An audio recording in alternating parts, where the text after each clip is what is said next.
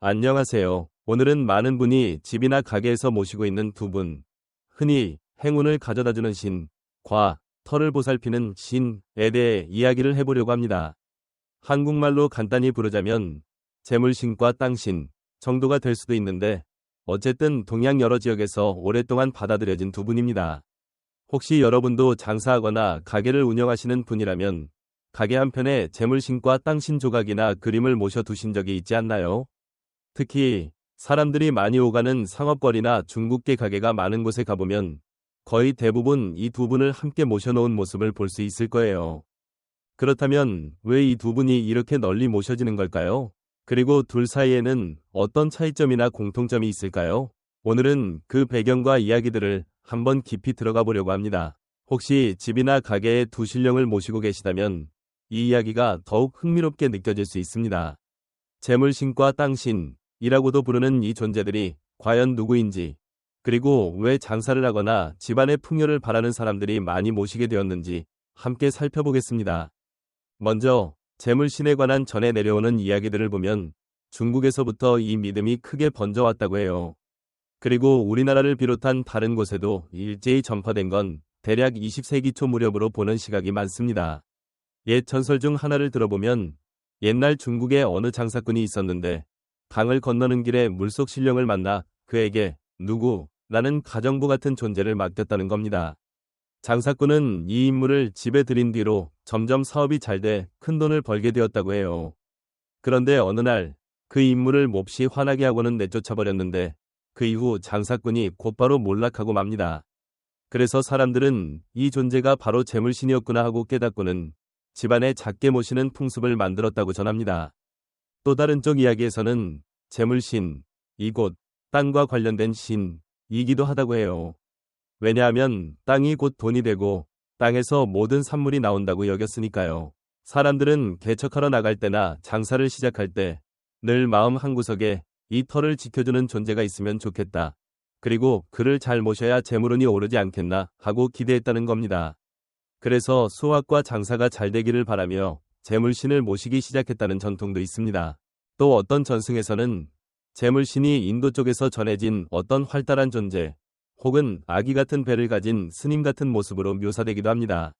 이렇게 여러 이야기가 있지만 핵심은 어떤 모습으로든 재물신은 사람들에게 복과 재물을 가져다 준다는 믿음입니다. 그래서 장사를 잘 되게 하고 돈이 집으로 들어오게 도와준다는 이미지가 확고히 자리 잡았지요.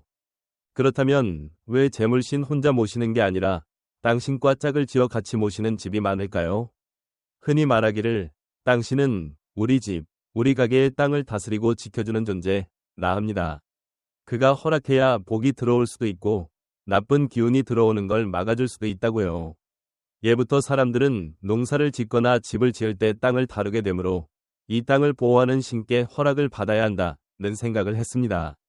땅에 씨를 뿌리고 열매를 거두니 그곳을 지키는 신에게 고마움을 표해야 마땅하다고 믿었던 거예요.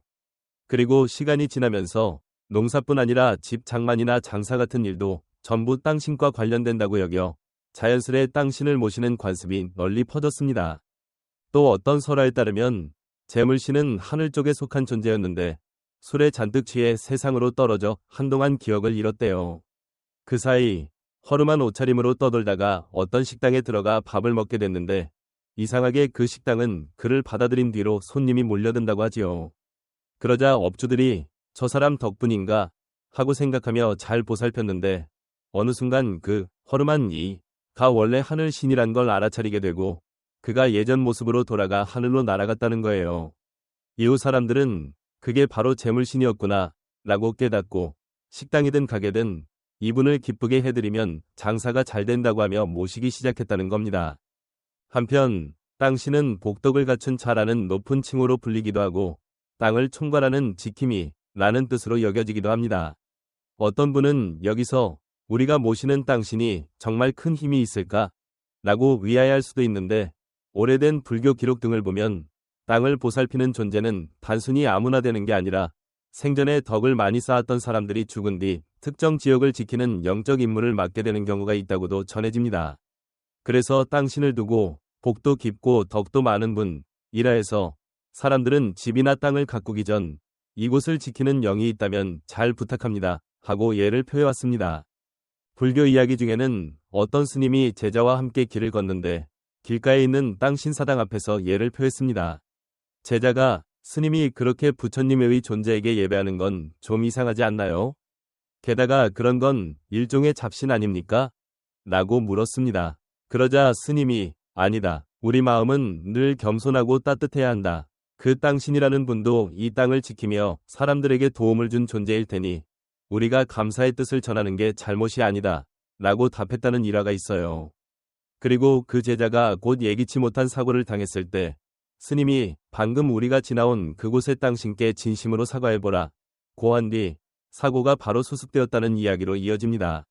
이를 통해 땅신도 무시하면 안 된다. 어쩌면 우리보다 훨씬 더 큰 능력이 있을 수 있고 생전에 쌓은 덕이 많아 보호자로 임명된 영일 수 있다는 생각이 퍼지게 되었죠. 이런 맥락 때문에 전통문화권에선 땅신을 대충대충 모시지 않습니다. 어느 지역에서 집을 짓거나 땅을 파거나 농사를 시작할 때면 땅신께 먼저 허락을 구한다. 거나 새 집에 들면 땅신께 제사나 의식을 올린다고 하는 겁니다. 땅신이 자기 땅 안에서 무슨 일이 벌어지는지 잘 알 테니 그분께 말을 잘해야 길하게 풀려나간다고 여긴 거죠. 그리고 또 땅신이 재물신과 짝을 이루어 모셔지는 이유는 아무리 돈이 들어온다 해도 그 땅의 주관자와 의논되지 않으면 문제가 생길 수 있다고 믿었기 때문이랍니다. 남쪽 지역, 특히 예전부터 농경이 중요한 환경에 살았던 분들에게는 땅신이 더 친근한 형상을 띠죠. 예를 들어 땅신을 둥글둥글한 배와 활짝 웃는 표정으로 조각하거나 그리는 경우가 많습니다. 혹은 커다란 배의 우통을 드러낸 모습으로 한 손에는 담뱃대나 부채를 들고 있기도 합니다. 이런 모습은 터를 지켜주는 분이지만 소탈하고 인간 가까이 있는 분이라는 이미지를 주기 위해서라고 해요. 그래서 누군가가 농사를 시작하거나 장사를 열면 땅신께 감사 드리기 같은 간단한 의식을 치르고 한편으로는 재물신도 함께 모십니다. 예컨대 땅신이 땅을 잘 보듬어주고 재물신이 돈의 흐름을 잘 돌보아주길 바라는 거예요. 실제 남부 지역 문화에선 재미있는 일화도 많습니다.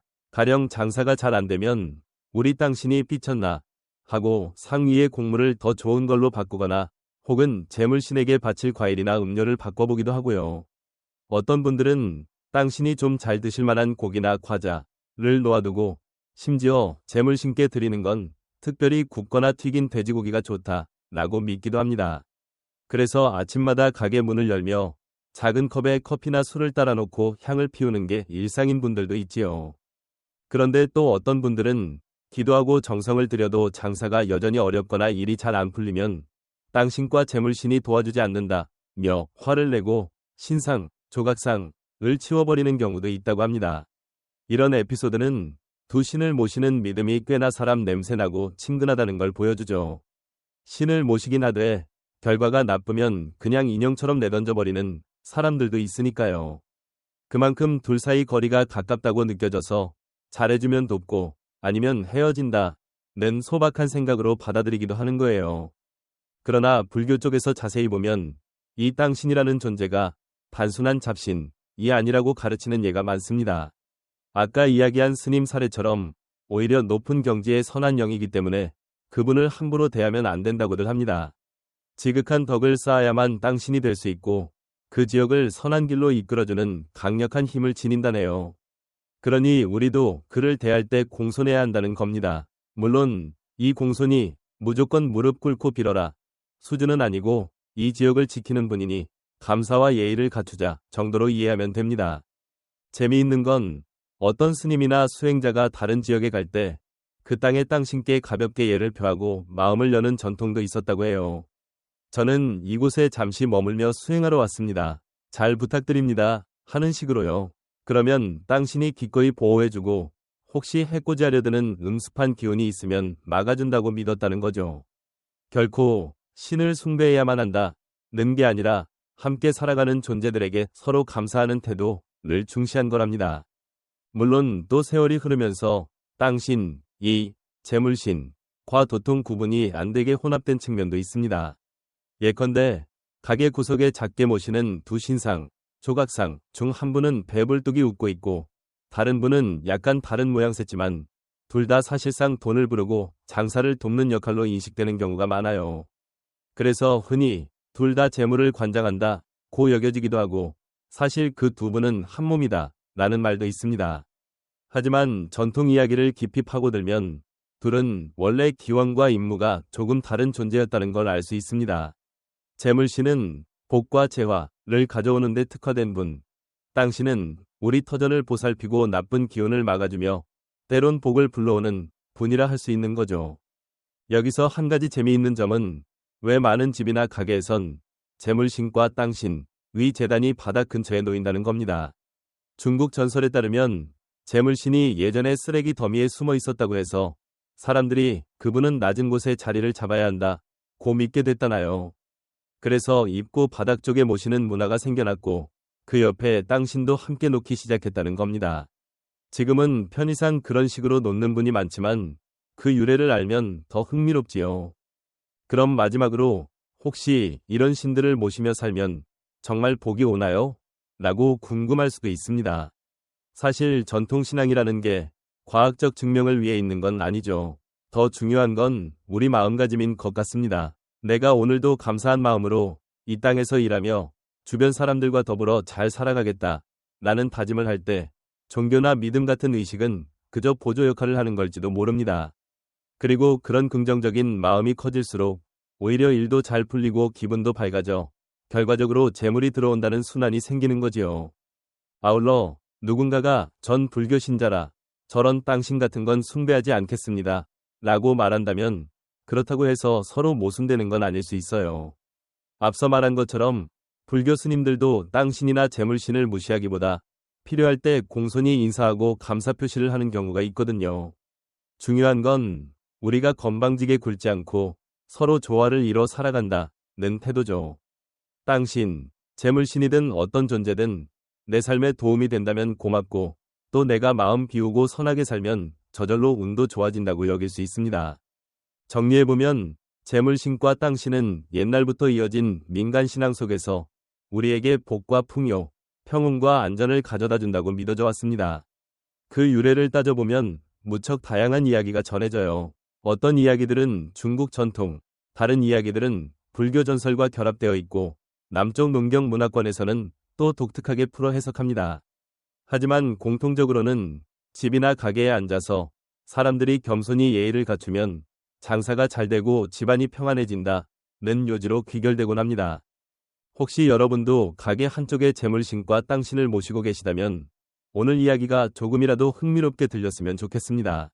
물론 현실적으로는 저분들 모시면 무조건 돈 많이 버나요? 하겠지만 더 깊게 보면 이 신들을 모시는 일 자체가 우리 마음을 차분히 하고 부지런히 살자, 악한 일은 삼가자, 주변에 배려하자 같은 다짐을 매일 하게 해주는 장점이 있지 않을까 싶습니다. 그리고 그런 태도가 결국 삶의 운을 바꿔나가는 힘이 된다고도 볼 수 있지요. 오늘 방송에서는 재물신과 땅신의 이야기를 되도록 알기 쉽게 풀어봤습니다. 다만 옛 전승이 곳곳에서 들쑥날쑥 전해진 탓에 여러 설이 섞여 있음을 양해해주세요. 무조건 이게 정답이라기보다 예부터 이런저런 동화나 설화가 남았구나 하고 재미있게 받아들이면 좋겠습니다. 그리고 여러분 각자의 삶에서 이 신들을 어떻게 모시고 또 어떤 마음가짐으로 살지 고민해보시면 어떨까요?